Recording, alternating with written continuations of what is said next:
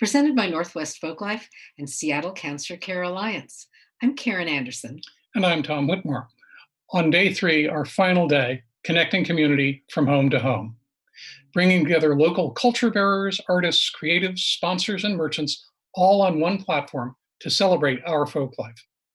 The launch of From Home to Home Northwest Folklife Festival this weekend has been such an incredible experience. Thanks to all of you who are joining us and who have turned on throughout the weekend. It's been amazing. After this weekend, Home to Home Northwest Folklife Festival will continue to serve as a virtual platform to showcase local artists and culture bearers, creating a space for cultural exchange and community connection. This is the place where we can all continue to find our folk. For our program tonight, our live stream will begin with Moved by Words just after 6 p.m. And until then, thank you for joining us today, our last day of From Home to Home. Stay tuned. And now we'd like to have a word from Cecile Hansen. She's the chairwoman from the Duwamish Tribe Peoples. Thank you for the invitation to extend a blessing and be a part of the opening of the Folklife 2020. It is my honor to represent the Duwamish tribe, the indigenous people of today at your gathering, here and today and all over the coming days. This is unusual as we are gathering, but let's use our minds and our visions to stand up and listen to the Great Spirit. Pray for their environment, pray for the cleansing, pray for the renewal of our Mother Earth, and most of all, pray for the strength to come together in prayer for the weeping earth and for the lost lives of these past months. Remember, we are folks who must respect life for all, and we will come together for the greatest folk life event ever. Amen.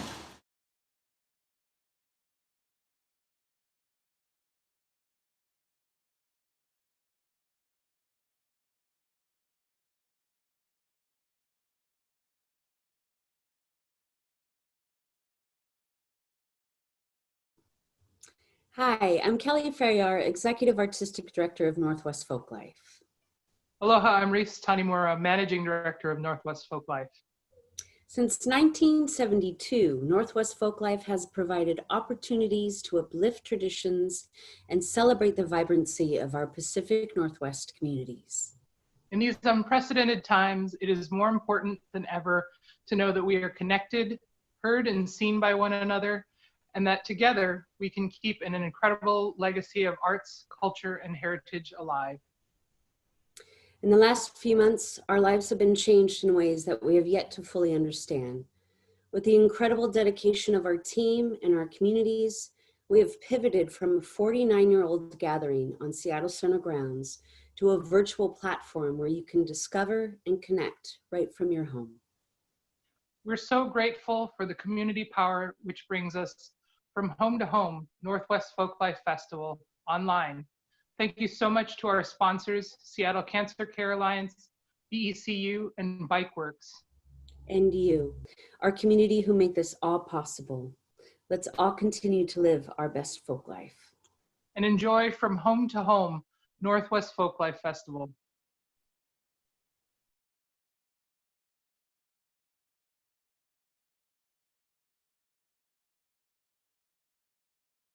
On this Memorial Day, we'd like to take a moment to honor those that have served our country. In this challenging and uncertain time, we thank those women and men who have served and thank our frontline workers who are continuing to keep us safe. We invite you to join us for a few moments of reflection, honoring fallen service members as we look back at some memories from years past.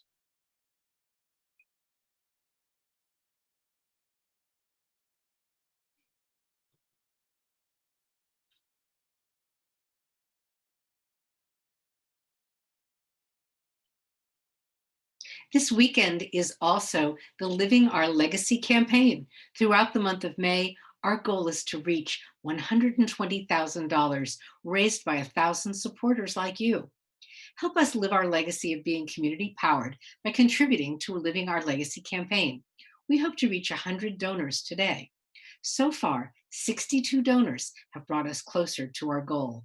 The suggested daily donation is $20 to $30, and gifts of any size are meaningful. Today, all donations are being matched dollar for dollar by the Warren's Roadhouse Dancers. Please make your best gift possible by clicking donate on our streaming page. That's nwfolklifestreaming.org. And a huge thank you to the 775 fabulous supporters that have already raised over $91,000. And now a thank you from our sponsors.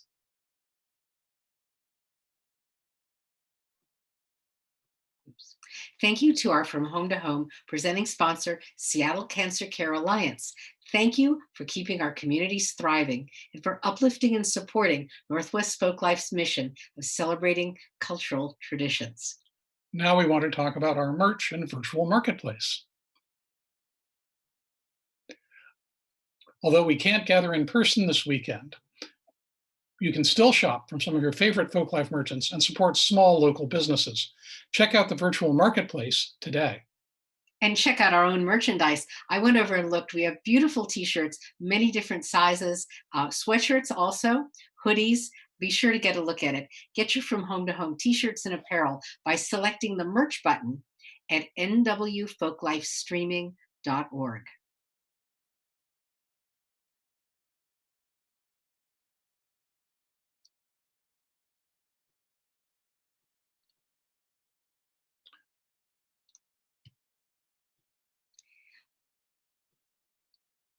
Moved by Words, our guest tonight, is a project dedicated to uniting writers with writing communities. Founded by former Slam champion Skylar Reed and co-founders Jake Vermas and Jillian Ada Burrows, Moved by Words has hosted writers and organizations devoted to fostering new voices in the writing community at community centers and festivals since 2013. Tonight, New Voices 2020 is a showcase of award-winning writers in the Pacific Northwest, mixed with new voices from the POC writing community. Moved by Words, an Indigenous Black, person of color-led organization, has organized this evening's Writers Reading live stream event in partnership with Northwest Folklife. This showcase highlights the voices of women, queer, and non-binary poets in our community. And now, we'll turn you over to the Moved by Words host, Christine Claringbold.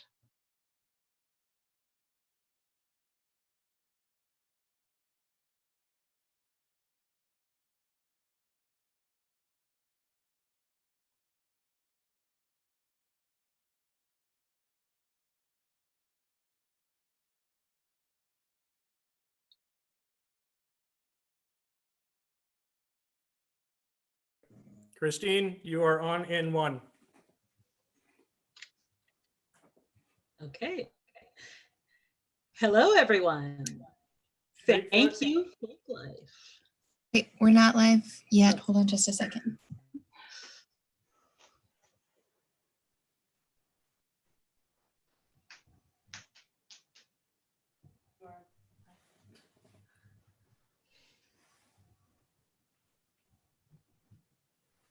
Okay, you are live. Hello, everyone. Thank you, Folklife. My name is Christine Claringbold, and I'm your co-host for today. Skylar Reed is the editor, curator, and host of Moved by Words, a project dedicated to uniting writers and communities.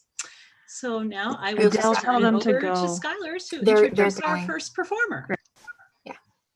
Thank you, Christine. Thank you, Folklife. We are here with the New Voices 2020 showcase just for you, for the community of Folklife.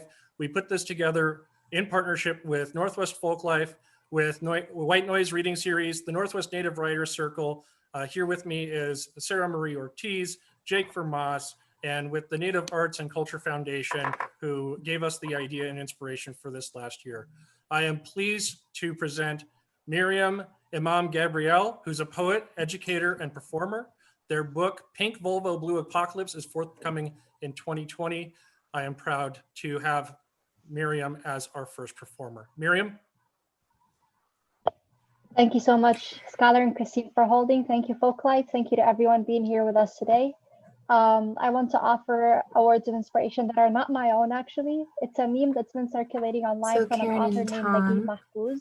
I grew up in Egypt we reading can't have you guys hear the hearing about audio Naguib from this Mahfouz. Zoom call, Our but family if you didn't read want much, but to he's watch the around. live So it's stream interesting to see while, him kind of you know, globally circulating. And the quote is, um, home is not where you just were be born. looking Home towards is our where all Zoom attempts to to see when escape you come on, cease. and No matter I'll where wrangle you you. are right now, I'll I know a grab lot you. of people are struggling with a sense of home during COVID, and I really hope you're finding home exactly where you are. I'm going to start with a piece for you all inspired by my recent move from Portland to Orlando to reunite with family. I want to be a key in your chain, a ray of sunshine in your old place, a spray paint letter on your way back. I want to be the drink you had, the muddy steps you took, and the footprints, and the memory it spills. A word you spat in drunken stupor, a bitter word you swallowed became a silent tumor. I want to be the breath that heals you, the eyes that meet yours and melt your fears, a seismic root, a ride or die. I want to be your one night high. You know, I moved back to Orlando, Florida to quarantine with the word family is not enough for the slippage of tongue and ease of smells here. The word family is just enough for the pandemic-induced healing happening here. Patriarchy leaving cracks as it falls off my bone tender and his. It's like I've never seen him smile before, not with eyes that actually wrinkle like that. The disabled ex-cab driver, ex-military, ex-revolutionary, ex-fallah, ex-patriarch, neo-father. Wow, my skin soaks once more in being so ubiquitously sticky and brown. Wow, without the discomfort of Portland gaze, like they're not used to gold that touches their sight. They'll wanna shoo you off, ow, or wanna shoot into you, drink you up a shot, a fresh archive, shining vinyl, sample what one doesn't understand. Now we're all muffled in face masks, a muzzle, a promise, a mofo. I was quiet to reverse my life force. Proof is how your force never left a dent. I am alive and well. And when they dare, flood seas and stars with metal chains and bars and monitored walls, I want to riot deep in your palm, in your tight fist, in your spare heart. And when they got you, when you refuse to fall, I want to be your one call. I want to be more than a screen, a spell, that color you once read about, that gender, that smell. I'm flesh and silver spine, ancestral bone, silt of the stolen, board on patrol. I want to be borderless blood, not a mystery to be undone. I'm alone now, where with family, where alone with family, where I can feel the breadcrumb grit all of my topographies, the cardamom veins of memory sung solely as instinct and prophecy. No time will suffice, no time will suffice. Thus, perhaps the timeline of virus is singularly screeching enough to clear the fog between white instinct and white history. White instinct, well, white history. It's so clear walking down a sticky street, Brown or Orlando, wa Palmetto, wa Cranes, wa Minas Ducks, wa Anna, remember Balfour Clear in the lake? Wa Anna, remember Sykes-Picot picket fence on a backyard? Wa Anna, remember when we first immigrated, the thunderstorm season mirroring the bomb season? Wa Anna, remember the dead quiet of content homes, a cradle palm in one hand, and in the fist, a mataqalat, detainment, jury labor, no trial, no soap, no memory.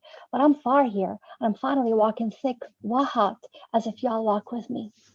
Ana cook wa clean, wa walk with legs stubby wide open, wa laugh louder than man was sanitized, blissful counting with whom I'd want to die. Wa Ana always knew how to cram ourselves in one bedroom, no tragedy. This futon fraught heaven family is good. Ana Ramadan, wa fast, wa who starved, wa the fridge is full, wa food stamps full, wa we relearn all the recipes and don't even make a big deal out of it. Molokhaya, duck from the store, bamia, mahshi, everything mahshi. Literally everything mahshi. Stuffed cabbage and it's mahshi. Stuffed grapes, stuffed peppers and it's mahshi. Takes forever to make that shit and still we mahshi. Shadi Habash died in jail after 2 years without trial. Cairo, Ehshi.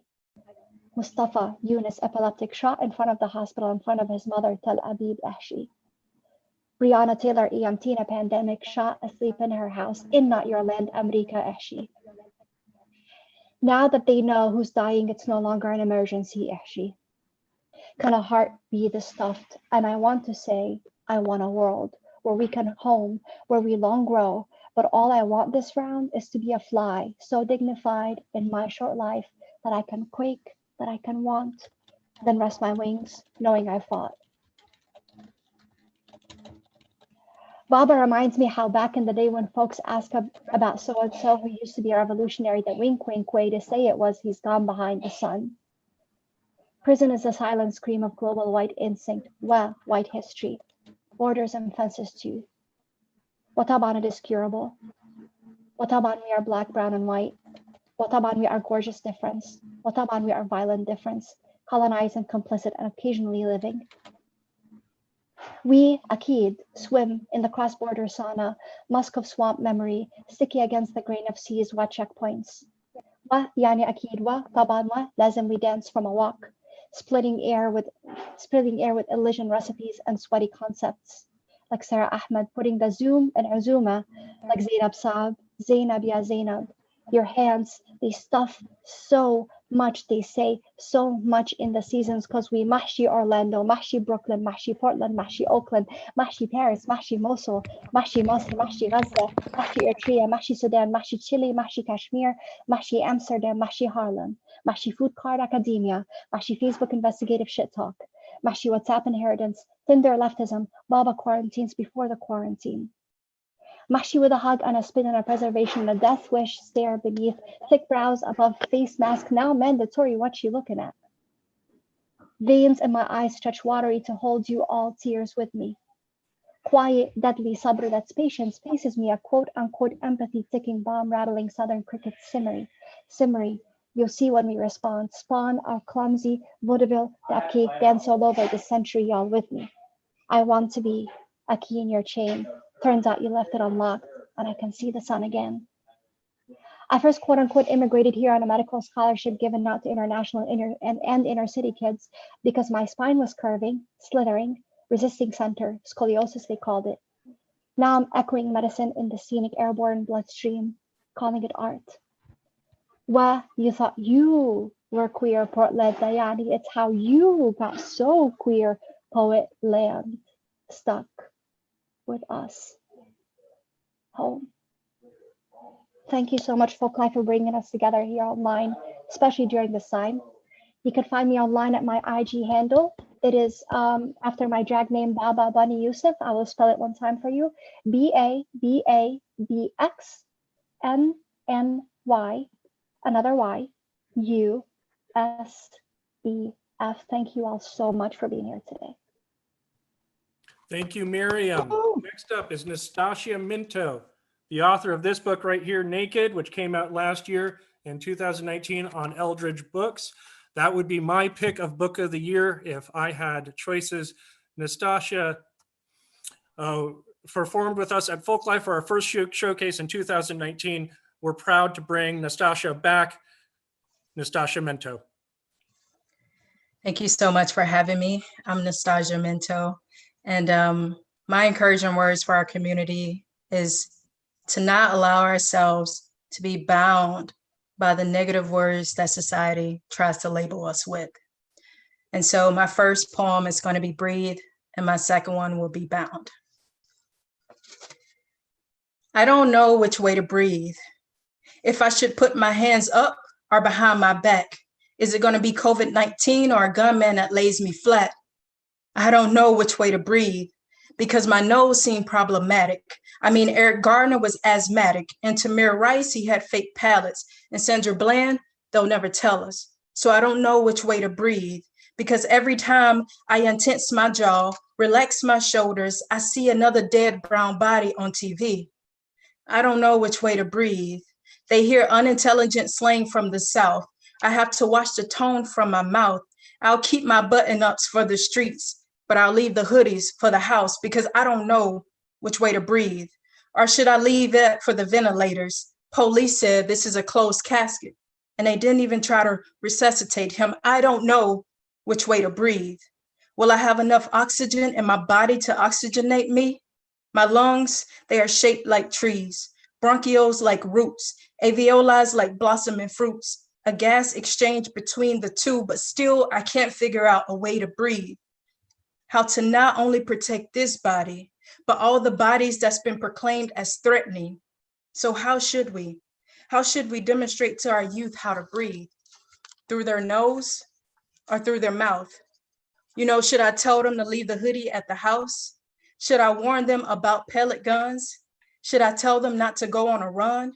Should I tell them to always record on Facebook Live? Should I caution them before they get in the car to drive? Or be vigilant when they are at school to stay alive? They don't know how to breathe.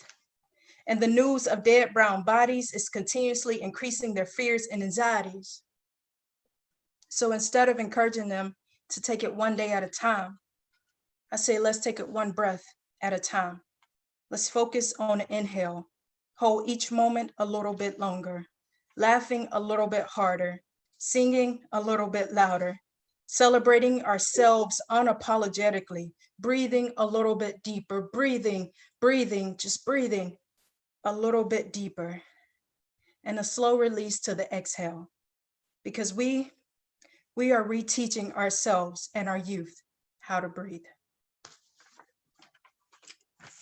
My second piece is titled Bound. I will never be bound again. I got my liberties.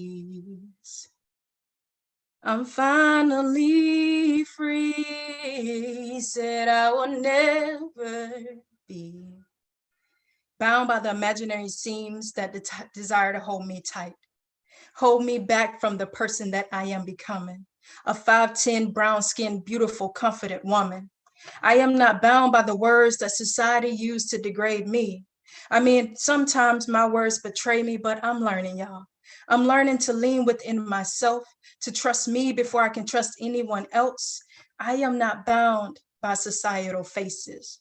I mean, Photoshop false human shell cases, a million likes on social media, but in real life, their room is vacant, and they say, fake it till you make it. That's what I've always heard.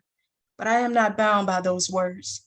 I will not fake a smile, a hi or a goodbye to fit anyone's comfort. I will not go against my intuition when my gut boldly says no. And I will stand firm in my yes and flex my chest and hold my own, because my words and our words are strong. We are not bound by who society thinks we should be, because our bodies, our minds, and souls are all energy, and we flow freely. So I will never be bound again. And I'd like to thank y'all so much for having me. Thank Folklife for having all of us. And you guys can follow me at Nostalgia Mento on Instagram and Facebook. So thank you guys. Thank you, Nostalgia Mento. Next up, we have Fabi Romero. Fabi Romero is a two-spirit poet, filmmaker, artist, and PhD student in gender, women, and sexuality studies at the University of Washington. Fabi is the author of Mountains of Another Kind and the great, excellent book, Troubling the Line. Thank you for being here, Fabi. Thank Fabi Romero. Thank you. So my name is Fabiana Romero, and I was so moved by the poetry that's already been read. So I feel like that alone is already the words of encouragement that I feel. But I also want to say that I want us to remember what we have and to share what we can during this time, especially. And with that, actually, I will start my first poem. This is a poem that I wrote, oh man, it must have been maybe 10 years ago now. It's called We Can Be There for Each Other, and it feels like very relevant for today. We can be there for each other, in spite of being told otherwise. We don't have to fend for ourselves in this capitalistic world. We can be there for each other. 1, Remember being a child and the challenges that came with being small and relying on others. This is our common ground in the reality of oppression. We were all once small. We were all once told to obey in some way. And although we are programmed to forget where we once came, our skin wrinkles will replay how age is our common thread of oppression. Meanwhile, in the in-between of youth and elder, our bodies remember. 2, deprioritize pride. Make your need to love greater than your need to be right. Choose solidarity over notoriety. 3, make room in your body for the uncomfortable. And if you hear it demanding for you to return to not seeing the truth, calm it with revolution stories of surviving. Survival stories of the people who you may know from your bloodline. They fought and some vowed to pass on to their kin story in hope to not repeat the horror of the past. That fight still makes you. Calm the uncomfortable with lullabies of hope songs. You are meant to liberate yourself from the programming of oppression and assist liberation struggles. Choose solidarity over notoriety. It is not your struggle always, but if it is your privilege, then see it as a responsibility to solidarity. 4, listen to the sadness and anger. Even if it means you do not understand, listen. Feel how the words sting the parts of your body that hold privilege like a prize. Feel how the words make your tensions rise, and see this as a sign of forgiving yourself for believing that liberation ever meant telling others how to make it comfortable for you. If we are in this together, we got to feel the sadness and anger and let it be as real as the love. 5, practice believing before denying. Practice believing. Go back to number 1, the time when we were children and believed what we were told because it was part of growing. Believe again. Hear people when they say that they are forgotten by their skin, their size, their disability, their undocumented status. They are forgotten. Believe them when they say that playing nice is just playing invisible, that our bodies are used to boost egos and prove supremacy. Believe them. Believe us. Believe me.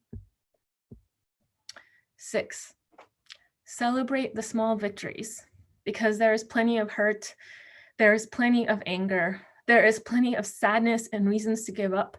And if you placed hope on one side and reasons to give up on the other, you would have given up a long time ago. So celebrate your survival. Treat yourself like a gift. Stop the hope genocide. See yourself and your skin, your kin as enough. Replace hope scarcity with abundance. Remember that you pass your dreams to your kin, and if you don't believe, will we ever be free? 7, forgive yourself. Because using guilt to motivate change only works for so long, and healing begins with forgiveness. 8, choose solidarity over notoriety. Being there for each other shouldn't require fame or awards. Think of the work that goes unnoticed, the people whose work is underpaid or devalued. Choose solidarity over notoriety. 9, identify with privileges in the same passion as your oppressions. I'll say that one again. Identify with privileges in the same passion as your oppressions. Hold on to them for the learning and opportunities they have for you to create change. 10, we can be there for each other. In spite of being told otherwise, we don't have to fend for ourselves in this capitalistic world. We can be there for each other. Thank you. And this is the second poem. This is more of a recent one. Did I wake the running river inside of you? I once rejected the running river inside of me. It spoke in images of mango trees, caterpillars, colored ribbon and long hair, pottery, embroidery, maíz, nopales, flores, Anatapu, Enandi, Eroxa, Ishizkuta, Paracata. It spoke 4 languages: the language of those who made me, Purepecha, the language of those who we were told we were in the process of becoming, Spanish, the language of those who we would become if we were bodies rather than marked flesh, English, and embodied knowledge, the language of us all. Here's what it said. Authenticity is a settler imaginary. It was created as a tool of destruction. We can never meet its demands. Even if I were raised with the language of my people, even if I kept my hair long and braided, my ancestors are not legible. My ancestors are only recognizable to the Mexican nation if I choose to live in and accept the open air prisons of poverty imposed on my once powerful people. I know now the theory of my body, that to use indio as a pejorative is to call out the limits of the rights given to humans, that human was created to mean what we now understand as white supremacy. Human meant not indigenous, not Black. I know now the theory of my body, that to accept indio as a pejorative is to live refusing my indigeneity while trying to prove that I am human, an endless loop of rejection. I once rejected the running river inside of me. It now speaks 4 languages. The language of those who made me, Purepecha, the language of those who we were told we were in the process of becoming, Spanish, the language of those who we would become if we were bodies rather than marked flesh, English, embodied knowledge, the language of us all, and pleasure, joy, connection, how I break free. Thank you. So again, my name is Fabienne Romero. You can find me at fabienromero.com. That's F as in Frank, A, B as in boy, I-A-N, Romero, R-O-M-E-R-O.com. You can also find me at Fabienne Romero on Facebook or at Fabienne de Michoacan on Instagram. That's a long one, but hopefully you'll find me somewhere and maybe you'll help me get my book published because I have my manuscript ready. It just needs to be published. Thank you. Thank you, Fabienne. Next up, we have Don Pichon-Barron. Don is an educator and author of Escape Girl Blues. It is my pleasure to bring you Don Pichon-Barron. Don? Hi, everyone. I'm Don Pichon-Barron, and my inspiration today is from Diane Glancy's really fabulous, gorgeous book. It was Over There by That Place, A Point of Origin. Came out in 2018. And the opening of the first page of this book says, quote, "My rebellion is saying it as it was said. My rebellion is this work." So I challenge you to find out what your rebellion is. And with that, I thought that this would be a great poem to read in our COVID times because it's a little bit of science, a little bit of story, and hopefully a little bit of hope that seems appropriate. It's called Quantifiable. 1, did you know there are 27 bones in one human hand? If those 27 comprise a quarter of all the bones in one human, and supposing a human has 2 hands, thus half the bones of our human are located in the hands that love or kill with half the bones of the body. Like if we had our Indian bones or Irish bones in just our hands, we're measured by our capable hands. 2, if the average human heart thumps around 100,000 beats a day, pumping 2,000 gallons of blood through its preciousness, does the heart know when the blood is our colonized blood or other? Can the heart feel the forces of oppressed and oppressor, the story of bloods mixing? But more importantly, does the pure blood feel different as it cruises up and into the heart, leaving just the same, our broken hearts? 3, do the experts truly know the brain holds as much data as a 64 gigabyte iPhone? Information from past, present, and possibly the future, if one believes outside the scope of tangible. If the data were translated to sound and echolocation practiced, could we find ourselves in reflected sound waves? Can we program what data we keep and what we destroy or replace with stories from ancestors, awakened by our calling, our muscle memory? 4, no other in the mammalian world has the uvula dangling in the back of their mouth with its precious cargo, packed cavity of nerves and muscle and bone. The uvula would be proof enough, yes, that all humans are the same, placing to bed under a spell to never awake atrocities of other. Heart swells with blood and belonging, bones of hands unmarked, brains powered by such knowledge, the past are forced to swallow. 5. On average, a human takes around 20,000 breaths a day, breathing in the air memory of the land and history, breath held inside until released. And what if each breath carried a piece of self, entered another and another, for no single breath can find a home, no ownership or allotment, no safe passage, as breath would tell the story, our legacy. And then I've got another short one. This is the title of my chapbook that's out, Escape Girl Blues. And this is for everybody who thinks that they've escaped their upbringing, their poverty, their whatever they think. And here it is, Escape Girl Blues. My roots, severed and bound years ago, sprout and lace through my toes, daring me to get up and just try to run. That mouth like you do. All cobra-like, coy and coiled, tongue pressed to teeth in feeble attempt to thwart true nature. Only nurtured as I let go in the violet night. Nothing now can hide my voice. Not the music nor laughter, so loud. Never in our manicured neighborhood, nobody laughs hard without apologizing, covering their mouths as if to push the sound back in. Retreat into the turtle shell of safety and a status quo I wasn't born to practice. And so the fight within continues as my words red hot and unfiltered strike. My hand never comes close to my mouth. And I want to say a heartfelt and hands raised thank you to my fellow moved by worders, and Skylar and Folklife. Thank you. This is awesome. I can be reached at dawnpichonbaron.com, Twitter at Pigeon Girls Got, and Insta at Pigeon Girl. Thanks so much. Absolutely amazing. Thank you so much, Dawn Pichon Baron. Up next, we have Fern Naomi Redville, who is the storyteller, theater director, and educator for Snag Productions.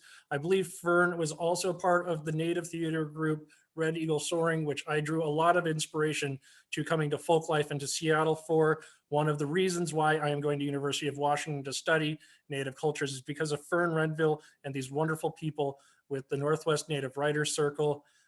Can't say enough. So let's move it up to Fern Renville. Thank you, my friend. You are muted. I said you're going to make me cry because this is. Oh, I'm so. We've already cried 5 times here. It's your turn, my friend. This is the weekend that the Red Eagle Soaring kids are always on stage there, and it is like, wah. And all of the theater world is like, you need to take pity on the theater people who who are now deprived of our oxygen and are being forced to adapt. And but anyway, my apologies for not figuring out how to get here sooner. My name is Fern Naomi Renville. I'm an enrolled member of the Sisseton Wahpeton Oyate. That's an Eastern Dakota band. The Sisseton band is traditionally a band of plant medicine people. And I am a theater person and a storyteller and a writer. And March 28th was supposed to be the opening of my first musical that I was writing with Roger Fernandez and was going to open. But hopefully at some point in the future that can happen. Until then, I have been clinging to sanity and routine by telling stories. And I have been doing some writing, but I have found my writing focus very challenged. And I have found it much easier to kind of let myself channel my ancestral stories. And so I've decided to use this time to really get better at telling my own Dakota tribal traditional stories and connecting online in learning places to further my own learning as needed. And that's been wonderful. It's been really wonderful. It feels like I'm like literally it's transforming me. I also have embraced a little bit more what I call daring storytelling. So I'm also not just a Dakota person, I'm also a South Dakotan. And so I'm kind of a repressed Midwesterner. And I learned to tell the versions of our traditional stories that were kind of sanitized. Um, I'm echoing. Can you hear me? Okay, sorry. I've been enjoying learning more of the Dakota stories that existed pre-censorship. In the 18th century, my people were basically put in concentration camps and became wards of the state and of missionary efforts who took control of our lives. And we weren't allowed to tell our traditional stories in quite the old forms because they were considered obscene or judged by some very settler aesthetics that were baffled by these perverse stories of these strange characters. And so I am in particular enjoying telling those stories. And so I'm going to turn this over now to Iktomi. Iktomi is a trickster. Iktomi, as you know, once lived in the sky world and was favored, but maneuvered for more power and fell down to earth. Kind of funny how familiar that sounds, huh? Well, down here on earth, Iktomi was always up to something. And Iktomi is a trickster who teaches us not by good example, but by bad example. So this is a story that is told by the One Road family in Sisseton. And I'm trying not to laugh too hard while I tell it. My partner, Roger, who's also a storyteller, calls this Brokeback Bunny. A long time ago, Iktomi and his friend Mashdinsha were traveling. They were traveling together looking for food when night fell and they decided to make camp for the evening. The two friends made camp by a lovely little river and got all settled on their robes for the evening. Mashdinsha the rabbit was just starting to drift off to sleep when Iktomi leaned over and said into his ears, "Mashdinsha, I would like to have relations with you." Well, Mashdinsha said, "I would like to have relations with you first." Iktomi said, "Oh, no, no, no, no. I'd like to go first." Mashdinsha said, "No, I'm the guest. I should be allowed to go first." Iktomi decided that perhaps he should compromise. "All right, you can go first." And then Mashdinsha had relations with Iktomi.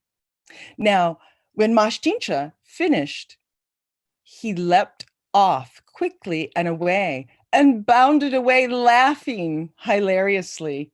Oh, he was enjoying his joke on Iktomi. Well, Iktomi felt humiliated, but he was sleepy. What could he do? He just went to sleep. Now, the next morning, Iktomi woke up and continued on his journey looking for food. He continued on his journey until he started to experience stomach pain.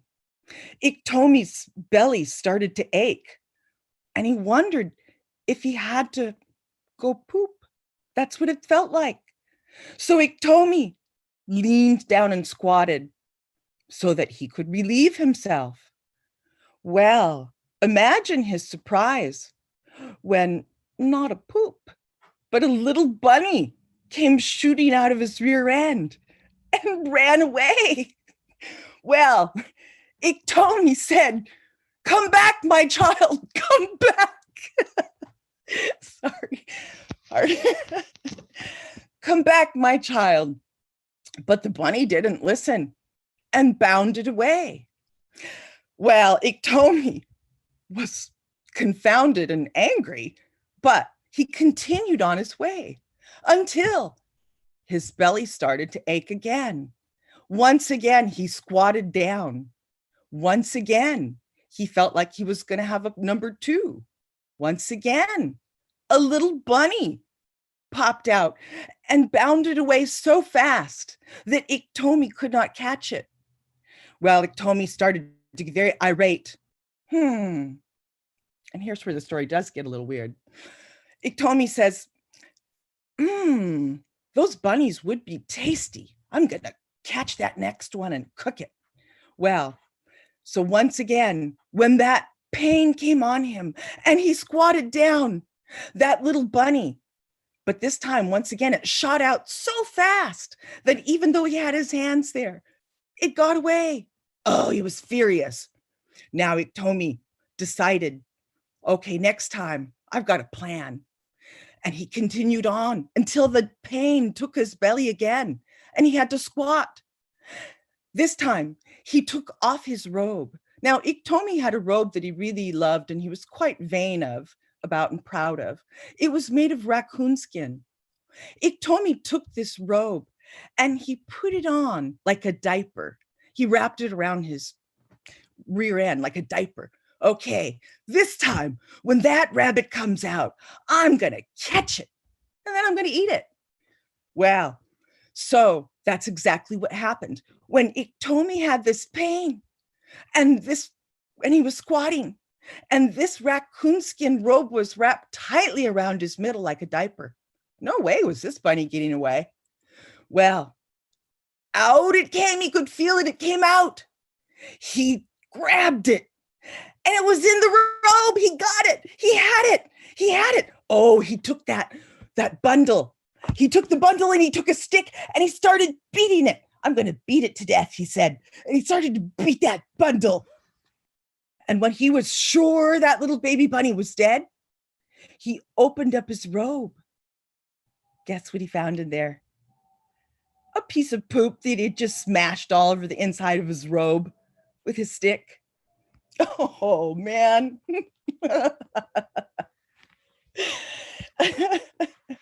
He was furious. Okay, so the thing about these crazy stories, the ohumkanka, which literally means the ridiculous stories, they go on and on and on. So I can keep going. So you tell me how much time I have, okay? I think we're going to leave it there and say thank you to Folklife. Can you please tell us how to find you? We could probably go on for another 2 hours for this. Thank you. Everybody's cheering for you in chat. Thank you so much. Awesome. You can find me on Facebook and Twitter and yeah. And thank you to Folklife. I'm so glad that this is happening and I'm looking forward to next May, okay? It's gonna happen. Everyone take care of themselves, all right? And my writing prompt for everyone is tomorrow, if I woke up in a world of my own creation where everything was exactly the way I wanted it to be, what would it look like? Okay. All right. Thank you so much, everyone. Thank you, Fern. Everybody, Fern Renville. My pleasure. Next up, we have Sarah Marie Ortiz. Woo-hoo.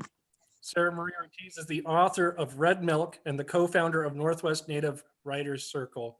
Sarah has been a good friend of mine for a couple of years now, and I am very grateful to Sarah's support for this program. We did the Native Writers Circle celebration last year, and this is an honor to be with you again today. I will leave it to you, Sarah Marie Ortiz. Kwatsi Halpa, everybody. Thank you so much, Skylar. Thank you to Folklife. Thank you to all you magic makers out there. Fern, one of our most important aunties in our urban Native community here in Seattle, and planted those initial seedlings for the Northwest Native Writers Circle, and to all my Northwest Native Writer Circle family that are here, Laura and Dawn, and Fabian and Skylar. Thank you so much for bringing the beauty always.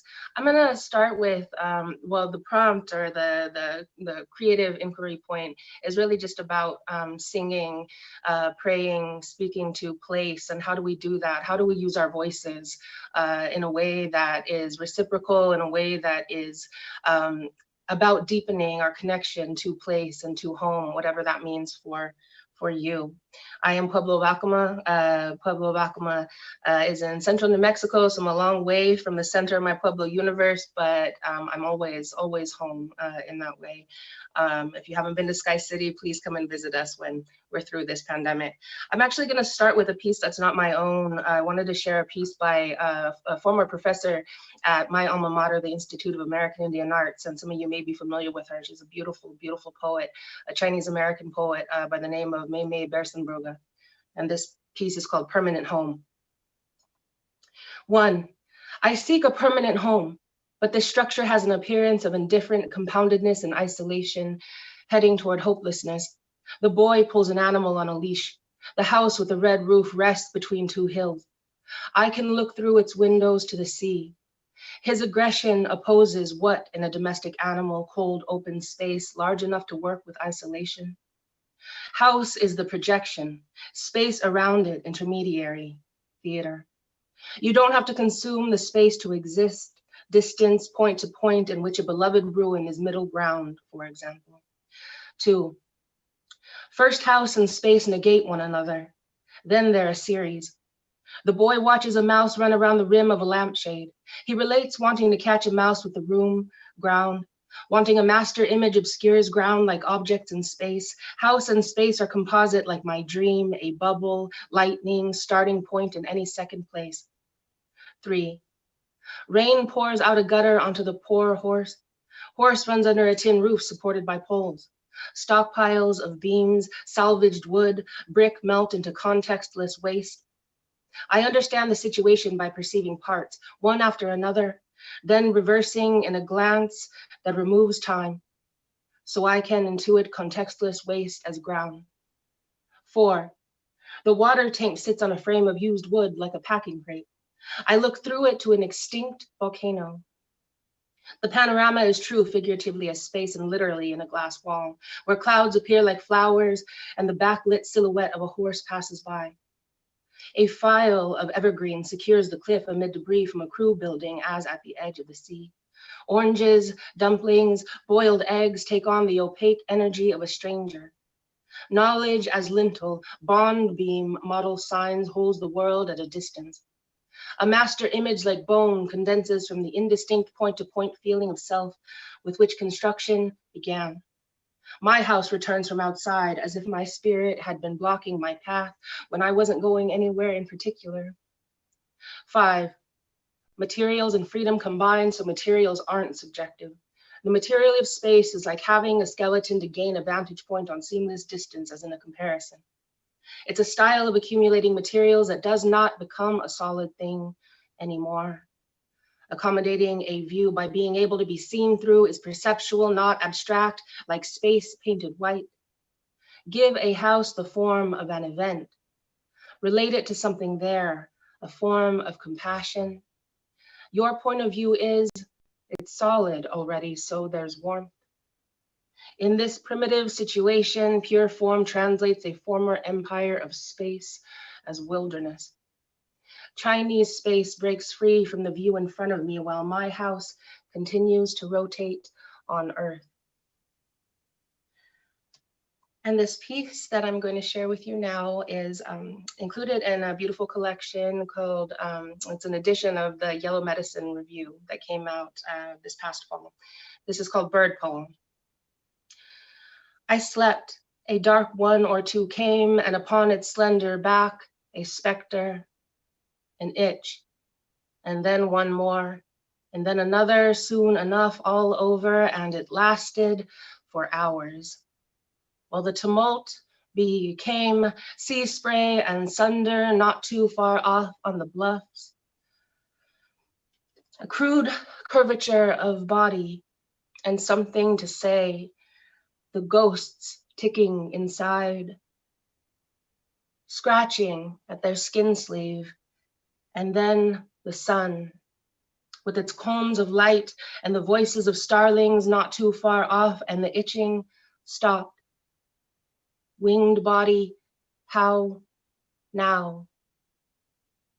And I'm gonna leave it at that for the sake of time, but thank you so much once again, to all my relatives, all my family out there, my writer family and all, love you. Thank you, Skylar. Sarah Marie Ortiz. Thank you, my friend. Next up, we have Mr. Robert Lashley from Tacoma, Washington, currently residing in Bellevue. Robert is the author of Up South and is a Jack Straw Cultural Trust Fellow and my dear friend. Please put a warm Folklife welcome together for Robert Lashley. It's your mic, my friend.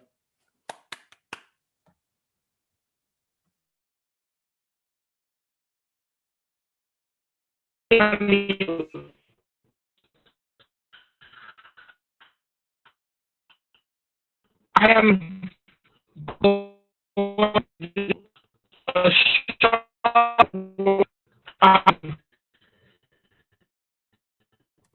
You are glitching. I'm so sorry. Let's try this one more time. I'm very glad to be here. And fighting complications from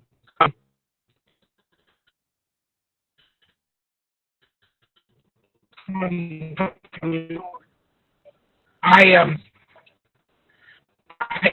think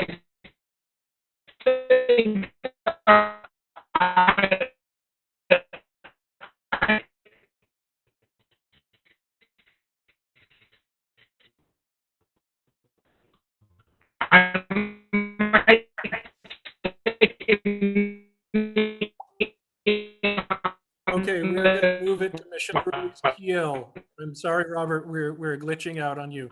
Michelle Ruiz Kiel is the author of All of Us with Wings and the host of the reading series in Portland that brings folklore and folklife to life. So Michelle Ruiz Kiel. my computer is a little messed up, so I might just pass it on. Can you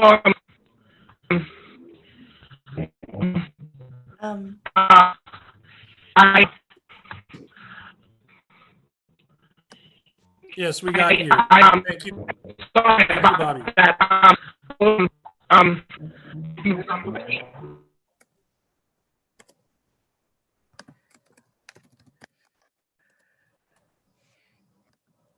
Okay.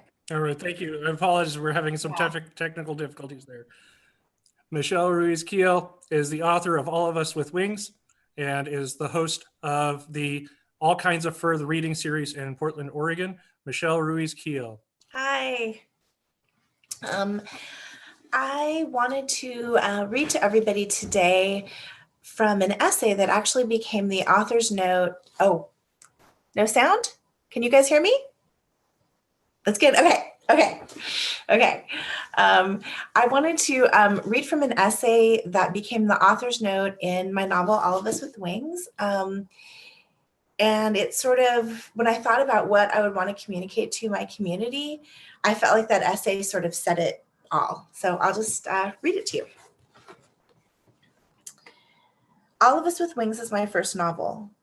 For years, I learned to write within its imagined San Francisco in time stolen from my daily life as a caregiver, glowing with the secret of the story in my pocket. As the years went on, I wrote to heal myself, to bring my own hidden histories to light. As an abuse survivor and mixed-race Latinx, I have long struggled with empowerment and identity. Though promising and bright, I found myself unable to follow the traditional path of high school, college, and career as the effects of my childhood trauma manifested in adolescence. For many years, I longed for a life that seemed unattainable, the ivy-covered college campus, the cap and gown graduation ceremonies, the fabulous career in theater or law teachers and family assumed I would pursue. But as I grew older, I began to see the value in a different sort of education, the one I'd given myself. I had to find my own rites of passage, my own path to adulthood. I wanted to write a story about this kind of life, both its struggles and its gifts. Like Sochi, the heroine in All of Us with Wings, I ran away to San Francisco at 17 and fell in love with the city. There was something about the sky's watercolor blue, the sun-faded pastel of the houses, the pearly sheen of fog that woke me to the world's magic. I wanted to write about the way art and music and long walks and fast motorcycle rides can heal, about the bookstore I once worked at with a wise and cranky Siamese cat. As the daughter of a teen mom, I wanted to write a story about young parents and their kids raising each other, and what it means to be on your own in the world at an age when most of your peers are still living under their parents' protection. I wanted to tell a story about family and complicated love. And finally, I wanted to write about a girl who had been sexually abused and works to reclaim both her power and pleasure. Writing such a book proved to be a difficult and dangerous journey. When I felt lost during the first draft, I found the Brothers Grimm story, The Maiden Without Hands, a fairy tale roadmap to healing from the worst kinds of betrayal. In researching the name Sochi, I learned of the Aztec goddess Xochitl, patron of lovers, embroiderers, and sex workers, who lives in a verdant heaven where the wind blows glittering obsidian knives and the trees bleed when their jeweled blossoms are plucked. To my astonishment, I also discovered that, just like my Sochi, the goddess's story includes the piercing of tongues. In All of Us with Wings, this act creates a space for magic to enter the ordinary world. On Xochitl's feast day, supplicants are pierced, passing straw after bloody straw through their perforated tongues, one for each of their sins, to emerge clean, forgiven, free. That moment of synchronicity led me to wonder what it takes for survivors of abuse to reclaim their power and whether perpetrators can ever really make amends. I wanted to explore the ways we so often unintentionally inflict pain as we make the mistakes it takes to grow up, and how complex that dynamic becomes for survivors as we create imperfect heavens of blades and blood and found family and poetry. I also discovered tales from all over the world of dangerous, powerful, child-sized creatures who protected streams, lakes, forests, and hot springs. In the danger and power of these beings, I saw a path for our broken bodies to connect with earthly powers, a way to draw parallels between the mistreatment of women and children and the degradation of the planet herself. But most of all, I wanted to tell my own story and the story of other lost young people I've known and loved.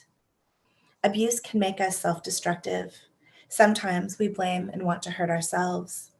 It can cause us to be comfortable in dangerous situations because they feel familiar.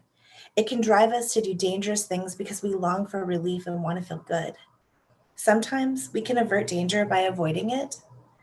But when we can't, danger must be surmounted, outsmarted, survived.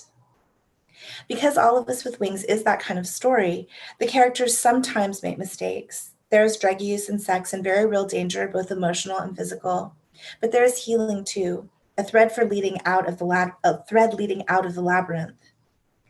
In the end, I wrote All of Us with Wings for the girls who are smart but not in school because life has gotten in the way. For the mixed race kids already exhausted by the ubiquitous question, what are you? For the motherless, the fatherless, the queer kids, the ones who retreat into sleep, the ones who scream and throw stones, the ones who survived and remember how it was. For all of us who grew up too fast with only ourselves to rely on, I want you to know that everything you did to survive, and you made it. You are here. You are strong. You're beautiful. I can't see you, but I know you're there. You. And I guess what I wanted to leave you with for a prompt is to write about one of your heavens. And if you want to find me anywhere, just start at michelleruizkyle.com. All of my social media stuff is there, and I would love to hear from you. Thanks so much, Folklife, and so much, Skylar, for organizing this. I wish we could have all been together in person, but this meeting in the ether is really beautiful. It's really warmed my heart, so thank you. Thank you, Michelle Ruiz-Kiel. Next up, we have Claudia Savage. Claudia Savage is the author of one of my favorite books of poetry, Bruising Continents, and the co-founder of Thick in the Throat Honey Performance, and just kind of general collective that I have been graced with performing with. Claudia F. Savage. Thanks so much, Skylar. Thank you, Folklife. I am just going to read one piece because I know we're running short on time here, but I do want to do my quick inspiration. I have just been feeling a lot about how we're losing that ability for connection right now with what's going on in the world, and I want so badly for people to connect and feel like they have solidarity with each other. And so I'm going to read a Yoko Ono quote. She says, "Keep on creating what you want. Follow your instinct. We are doing this together."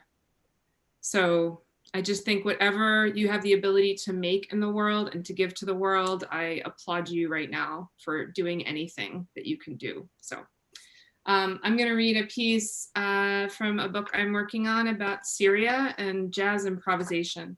There's a bit of Macbeth in here, which also unfortunately feels appropriate at the current moment. So this is called "More Are Welcome Than Can Fit Inside." Sound and fury signify nothing but air yielding to din of skin, the color of mammal milk. This night we forget to right our ears as they commune with skull. No lull for this wash of shell. Close eyes. Suffering evaporates in snare, spirit stare, not heart, not eyes. The witch's brew consisted of Jew, the same as toad, dog, frog, wolf. And I am an animal sometimes, always. All of us are.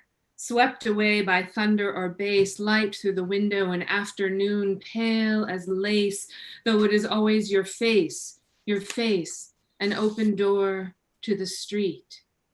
Quiet, I'm dreaming.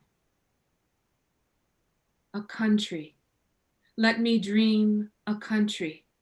Let me dream a country. Let me dream a country. Let me dream a country. Let me make a country. In my dream, I will dream my country. I will dream my country. Let me dream myself into a country. In my dream, let me make myself. Let me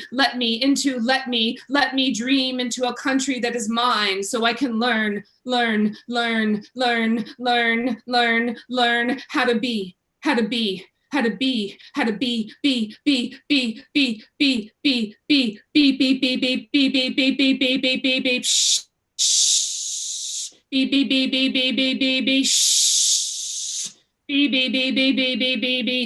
Someone who reads sacred texts, someone who reads missives in order to dismiss their assumed place on this earth, this tent, this dirt of another country, not my dirt. Still it creases the skin, sinks into the place we're in. I didn't dream someone who adds one Lebanese to one Syrian, one Greek to one Turk, to one Syrian, to one Jordanian, to one Syrian, to get a new someone who multiplies a country into a country, someone who adds rubble to rubble, to rubble, to rubble, to dust, to dust, to dust, someone who mingles harp, drum, oud, bell, to bomb, bird, thirst, blue, to blood, to blood, to blood, to blood, to blood, to blood, to blood, add blood, to blood, to blood, to blood, add blood, add blood, add blood, add blood, and get country.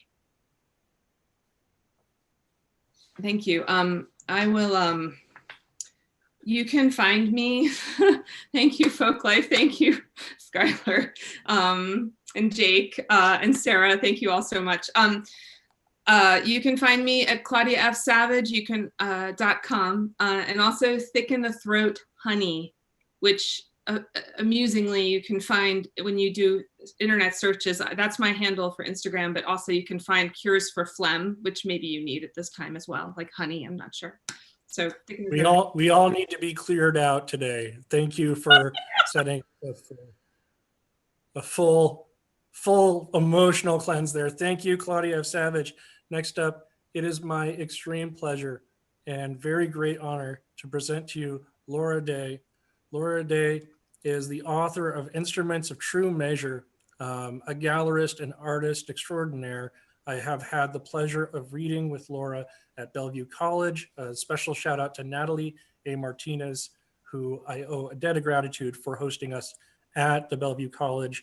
Laura is also the Washington State Book Award winner for poetry this year. And I just want to say that Native writers and Native women and Native people, queer people of color, are the future for our communities. Here is Laura Day. All right. Good evening.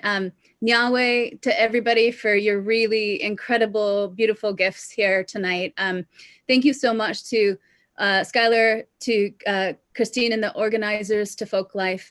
I think what I'd like to do is I'm going to be mindful of time, and I have a poem that I really wanted to read tonight. That you all have brought me such comfort and feeling of community. So I'm going to read this poem. It's called River City. And I'm hoping that it does touch on some of those themes of confusion and comfort and honor. River City. Grasping for the home sense of the river city, I become increasingly enthralled with the heavenly city. Ticking inside the clock's lavish precincts, hours I did not count on becoming the river home I longed for. Time-lapse videos show the flood of settlers subsuming the divine cities. Our rivers exiled by their rivers, christened bucolic, baptized for dead fathers, but not ours. Trinity gates for each cardinal direction draft the divine city's parameters. City contingent on river, beneath the dim crust of exile. Foundation stones laid with sapphires glisten, alongside rivers buried under soybean, buried under wheat. No word for these burials under the river's faceted tongue in the city where I stay. Thanks so much to everyone. I want to include my gratitude too to everybody who is tuning in to spend this time with us and who may watch this later as well. And because I didn't begin with a prompt, one thing that I would like to share for all the creatives out here is the work that you share with the world. I think it has this twofold beauty to it because you share this story, this image, or this song, but you're also sharing a possibility for all the young people, all the people in your community who are looking at you for a doorway to what they can become to. So thank you so much. Thank you, Laura Day. Thank you, Christine Claringbold from the Verbal Slam Dancing and Freeform Portland. Thank you, Jake Vermoss from White Noise Reader Series. Thank you, Sarah Marie Ortiz from Northwest Native Writing Circle for your encouragement. And thank you very much to both the Native Arts and Cultures Foundation, who gave us this inspiration for this community gathering a year ago in honor of our second-time U.S. Poet Laureate, Joy Harjo, who just gives us a whole lot of inspiration. Thank you to Laura for being the kind, very considerate poet that we have for today. Thank you to Michelle Ruiz-Keel, and thank you to Claudia F. Savage, and thank you, Folklife. If we can have a gallery of all of us, we would all love to say thank you to Folklife now. Can we do that? All right, everybody, mics off. Let's say thank you to Folklife in 3, 2, 1. Thank you, Folklife. Thank you, Folklife. Thank you, Folklife.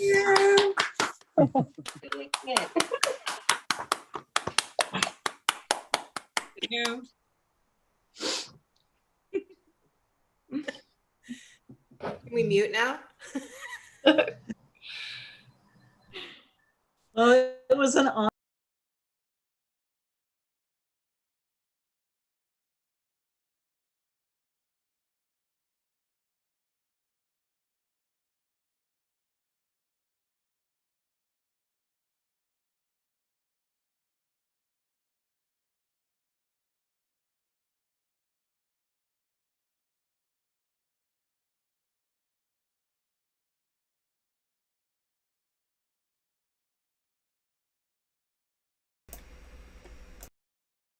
Make your best gift possible by clicking donate on our streaming page, nwfolklifestreaming.org. And now.